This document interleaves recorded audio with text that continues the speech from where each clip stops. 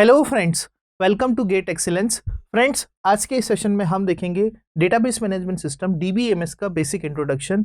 और इसके सेशन में फ्रेंड्स हम देखेंगे जो डीबीएमएस से रिलेटेड जो बेसिक जो टर्म्स हैं, like what is data, what is database, what is DBMS, ठीक है, what is RDBMS, DBMS RDBMS में क्या फ़र्क होता है। ये सारे पॉइंट्स को हम आज के सेशन में कवर करेंगे। ओके, जो कि डेटाबेस पढ़ने से पहले कुछ जो बेसिक जो टर्म्स है आपको ज़रूर ध्यान होना चाहिए, उनके बीच में डिफरेंस पता होना चाहिए, उनका मतलब पता होना चाहिए, जब जो है आप डेटाबेस की स्टडी को आगे फर्दर कंटिन्यू कर सकते हैं।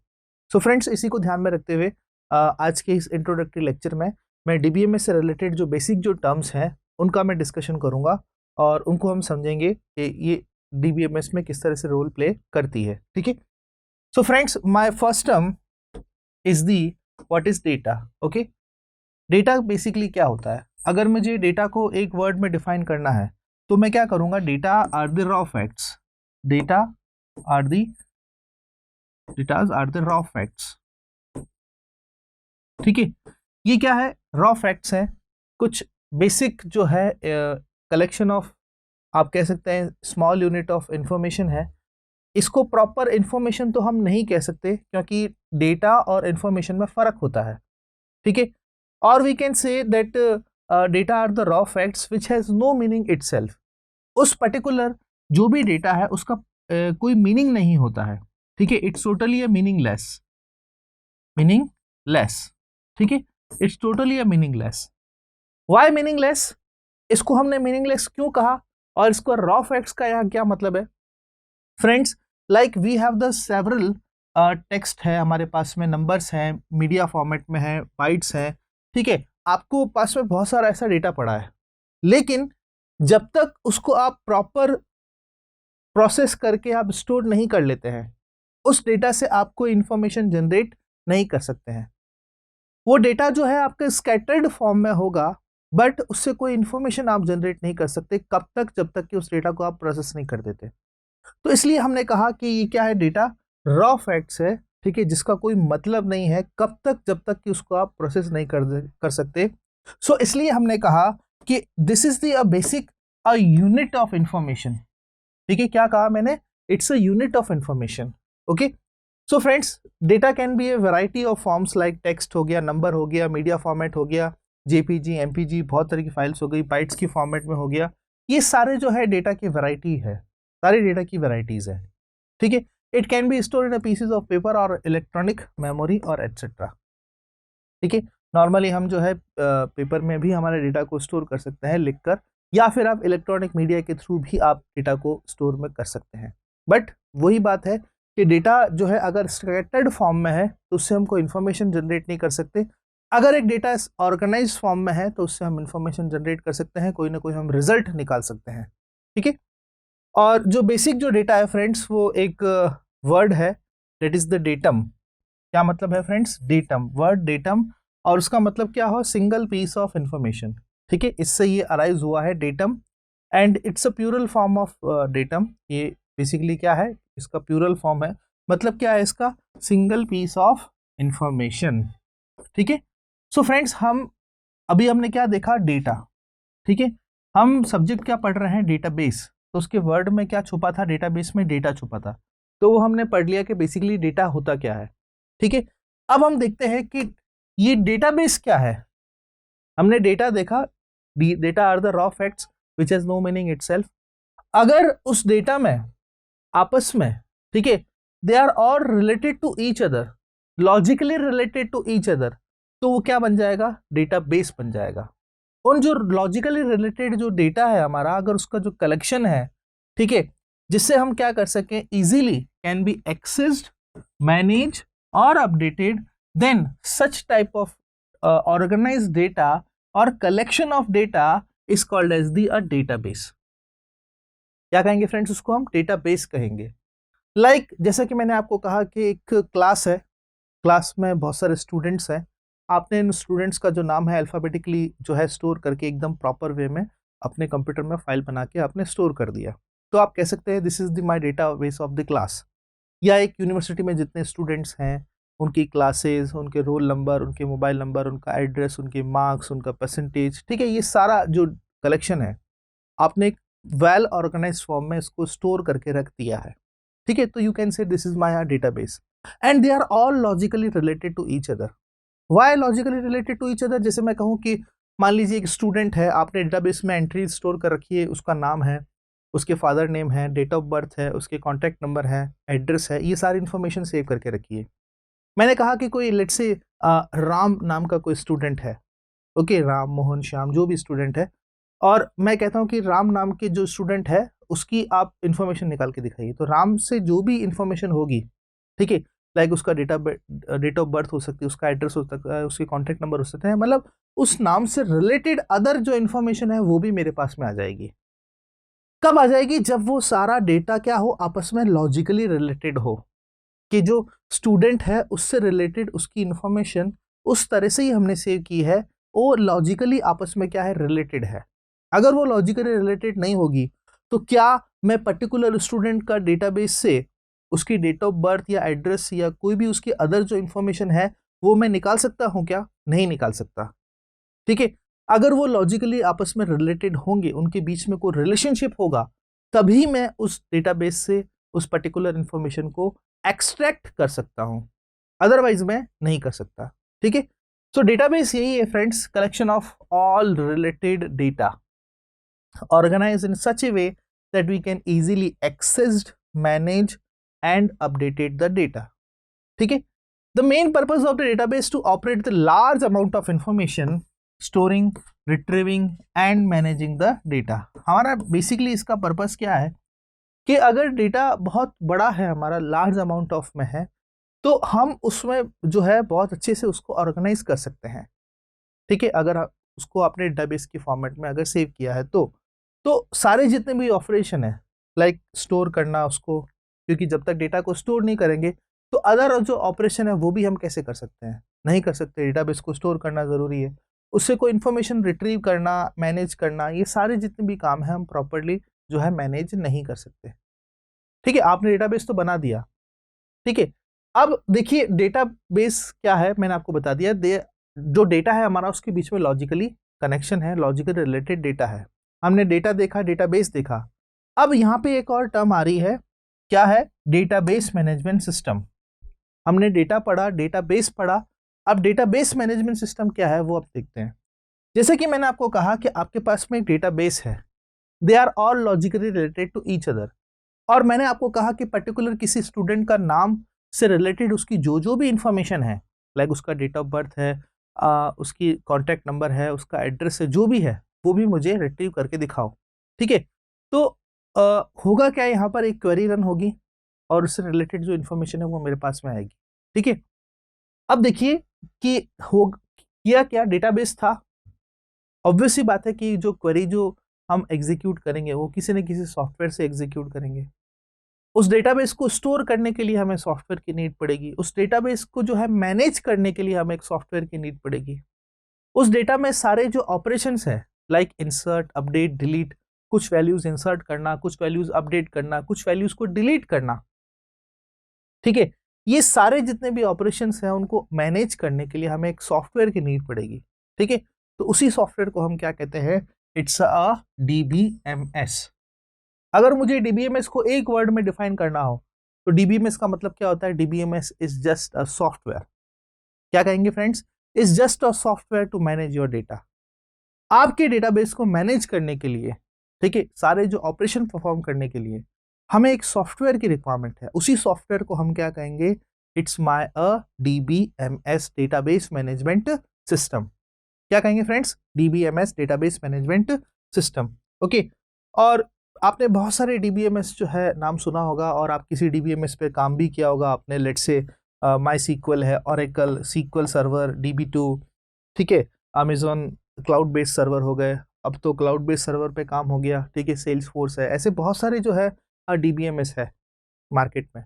तो आपने किसी के ऊपर काम किया ही होगा और आपने देखा होगा कि इस सॉफ्टवेयर की हेल्प से हमारा जो डेटाबेस जो हमने टेबुलर फॉर्मेट में या कोई भी फॉर्मेट हो जो हमने ऑर्गेनाइज किया है, उसमें हम वेल जो है उसको मैनेज कर सकते हैं। डीबीएमएस की हेल्प से सारी क्वेरीज को हम एग्जीक्यूट कर सकते हैं, उस डेटाबेस में जितने भी जो ऑपरेशंस हैं वो सारे हम परफॉर्म कर सकते हैं, ठीक है। So DBMS is just a software. It is a software that allows the creation of data, defining the data, manipulation of data, allowing the users to store, process, analyze the data easily. जितने भी management से related काम है वो सारा ये DBMS जो है परफॉर्म कर देता है, ठीक है। डेटाबेस को क्रिएट करना, डेटा को स्टोर, अपडेट, डिलीट, इंसर्ट, ये सारे ऑपरेशन जो है डेटाबेस हैंडल कर सकता है, ठीक है। सो विदाउट DBMS हम ये जितने भी ऑपरेशन है उनको हम मैनेज नहीं कर सकते, ठीक है। सो सबसे पहले हमारे पास में डेटा था, उसका हमने जो है लॉजिकली रिलेटेड उसको ऑर्गेनाइज किया, तो क्या बन गया, मेरा डेटाबेस बन गया, ठीक है। देन उस डेटाबेस पे अगर मुझे कोई उससे ऑपरेशन परफॉर्म करवाना है, उससे कोई रिजल्ट मुझे एक्सट्रैक्ट करना है, कुछ ऑपरेशन परफॉर्म करने हैं, तो मुझे किसकी रिक्वायरमेंट पड़ेगी, एक DBMS की रिक्वायरमेंट पड़ेगी, जो किसके ऊपर काम करेगा, उस डेटाबेस के ऊपर काम करेगा, ठीक है। So this is the difference between the data, database and database management system. Clear? तो DBMS is what, is just a software, ठीक है, just a software to manage your data. Okay, now friends अब हम बात करते हैं किसकी, RDBMS की, रिलेशनल डेटाबेस मैनेजमेंट सिस्टम। हमने डेटाबेस के बारे में पढ़ा, ठीक है। अब हम बात करते हैं रिलेशनल डेटाबेस मैनेजमेंट सिस्टम की। So basically relational database management system क्या है, अगर इसको आपको शॉर्ट में डिफाइन करना हो तो क्या कहेंगे आप, अगर आप डेटाबेस को, ठीक है, रो एंड कॉलम की फॉर्मेट में सेव कर रहे हैं, 2D structure by row and column, तो वो एक डेटाबेस जो होगा उसको हम क्या कहेंगे, relational database management system, and it is introduced by EF Codd, EF Codd, ठीक है। ये डेटाबेस को किसने इंट्रोड्यूस किया था फ्रेंड्स, EF कॉड ने, ठीक है। जितने भी मॉडर्न डेटाबेस में जो अभी मैंने आपके सामने एग्जांपल लिया था, सॉफ्टवेयर्स के एग्जांपल लिए थे, वो सारे जो है RDBMS के कंसेप्ट को ही फॉलो करते हैं। इसका मतलब ये हो गया कि ये जो यहाँ पर जो डेटाबेस जो सेव होगा हमारा, वो किसके फॉर्मेट में सेव होगा, रो एंड कॉलम के फॉर्मेट में सेव होगा। इसका मतलब 2D फॉर्मेट में हमारा डेटा क्या होगा, सेव होगा, लाइक अ SQL, MS SQL सर्वर, ठीक है, IBM DB2, Oracle, ठीक है, ये सारे जितने भी MS Access, ये सारे जो है RDBMS के कंसेप्ट को फॉलो करते हैं। जो यहाँ पे जो हमारा डेटा जो सेव होगा वो किस फॉर्मेट में सेव होगा, रो एंड कॉलम के फॉर्मेट में सेव होगा, ठीक है। रोज जो होंगी फ्रेंड्स RDBMS में, उनको एक स्पेशल जो टर्म है हम कहते हैं यहाँ पर क्या, टपल्स। क्या कहेंगे फ्रेंड्स, यहाँ पर रो को टपल्स कहेंगे, these are my tuples. Tuples का मतलब होता है RDBMS में रोज, क्या कहेंगे फ्रेंड्स इसको, टपल्स। जितनी भी रोज होंगी उनको हम क्या कहेंगे, tuples, okay. And most commonly use database contains a number of tables and each table has own a primary की, ठीक है। कीज का जो कंसेप्ट है फ्रेंड्स, इट्स वेरी इंपॉर्टेंट। अगर आपको कीज का कंसेप्ट क्लियर नहीं है तो डेटाबेस पढ़ने से भी कोई मतलब नहीं है, क्योंकि keys are the most important मैं कहूँ कंसेप्ट है डेटाबेस के लिए। कीज का कंसेप्ट क्लियर होना बहुत ज़रूरी है। प्राइमरी की, सुपर की, कैंडिडेट की, ये जो बेसिक जो कीज हैं इनके बारे में आपको पता होना चाहिए, डिफरेंशिएट पता होना चाहिए कब कौन सी कीज और के प्रॉपर्टीज, ठीक है।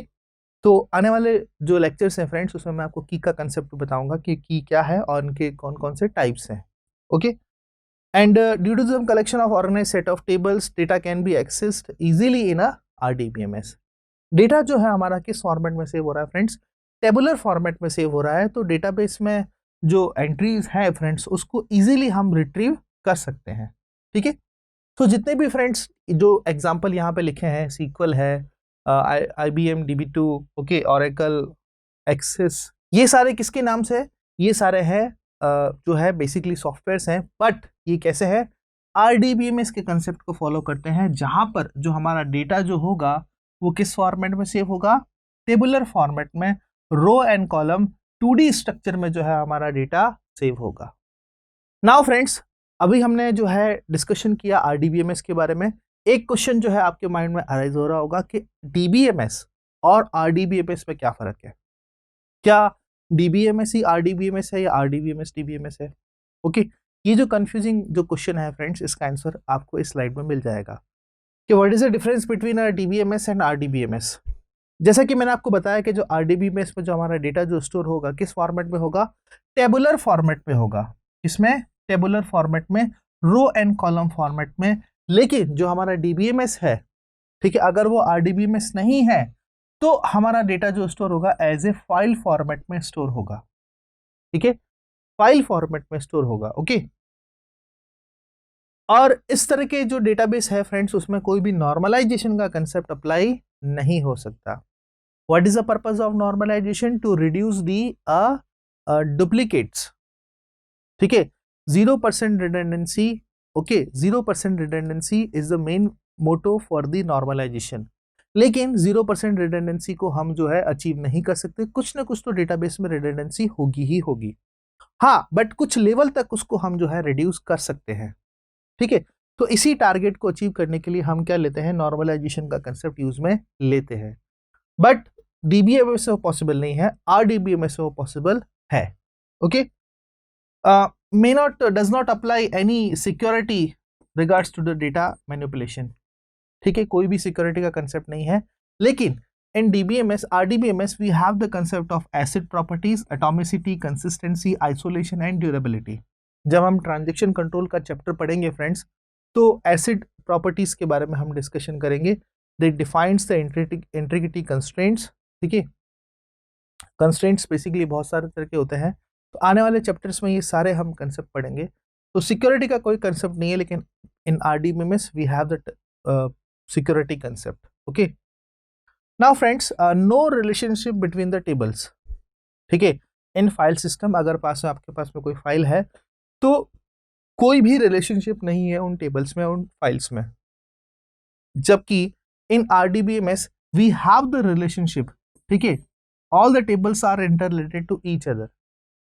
अगर आपको लेट से कोई एक एप्लीकेशन है, उसके लिए आप कोई डेटाबेस बना रहे हैं, तो फाइल सिस्टम में क्या होगा कि मान लीजिए आपने वो डेटाबेस बना दिया, लेकिन अगर मान लीजिए लेटर ऑन कुछ अपडेशन हो गया, तो आपको वापस से वो एप्लीकेशन बनानी पड़ेगी, वो वापस से आपको डेटा बनाना पड़ेगा फाइल सिस्टम में। लेकिन यहाँ पर ऐसा नहीं होता है। यहाँ पर आप प्रीवियस को यूज में लेके उसी में अपडेशन करके आप जो है डेटाबेस क्रिएट कर सकते हैं, बट फाइल सिस्टम में ऐसा नहीं होता है। These are the certain disadvantages of file system over the RDBMS. ठीक है, supports the distributed, does not support the distributed database and it supports, okay, जहां पर हमारा डेटा क्या है, अलग अलग लोकेशन पे पड़ा है। ठीक है, and means to be a small organization and deals with the small data, supports for the single user। ठीक है, जहाँ पे हमारा डेटा बहुत स्मॉल है, एक ही यूज़र है, मल्टीपल यूज़र नहीं है, तो हम यहाँ पे डीबीएमएस का यूज़ कर सकते हैं। बट जहाँ हमारे रिक्वायरमेंट ज़्यादा है, लार्ज अमाउंट ऑफ डेटा है, मल्टीपल यूज़र्स हैं, तो हम क्या यूज़ करेंगे, आरडीबीएमएस का कंसेप्ट यूज़ करेंगे, डेटा को हम टेबुलर फॉर्मेट में सेव करेंगे।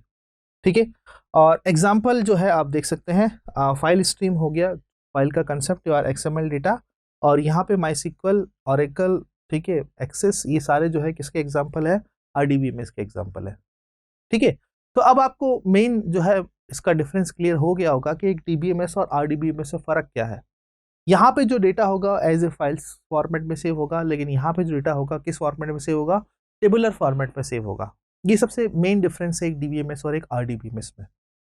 ठीक है, so friends, this is the introductory lecture related to a database management system. आने वाले वीडियोस में हम नेक्स्ट टॉपिक डिस्कस करेंगे, लाइक डीबीएमएस का आर्किटेक्चर क्या है, data models and etcetera. Okay, thank you so much for watching this video.